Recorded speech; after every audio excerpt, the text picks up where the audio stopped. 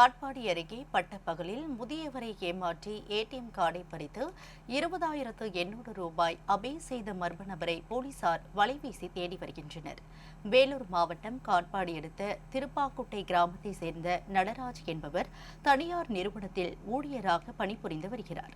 இந்த நிலையில் அவர் இன்று காலை சித்தூர் பேருந்து நிறுத்தம் அருகே உள்ள SBI ATM மையத்திற்கு பணம் எடுக்க சென்றுள்ளார்.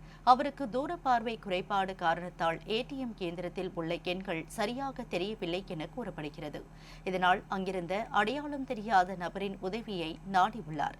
இதனை தனக்கு சாதகமாக பயன்படுத்திக் கொண்ட அந்த நபர் தன்னிடம் இருந்த செயலில் இல்லாத ATM கார்டை இயந்திரத்தினுள் 3 முறைக்கு மேல் செலுத்தி இதில் பணம் இல்லை என்று நடராஜரிடம் கூறியுள்ளார்.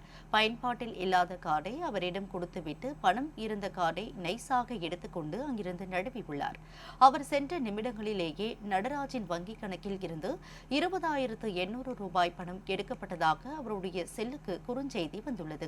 இதனால் அதிர்ச்சியடைந்த அவர் தன்னிடம் இருந்த ATM கார்டை சோதித்து பார்த்தபோது தன்னிடம் இருப்பது போலி கார்டு என தெரியவந்தது. இதனால் பாதிக்கப்பட்ட நடராஜ் இதுகுறித்து உடனடியாக காட்பாடி காவல் நிலையத்தில் புகார் அளித்தார்.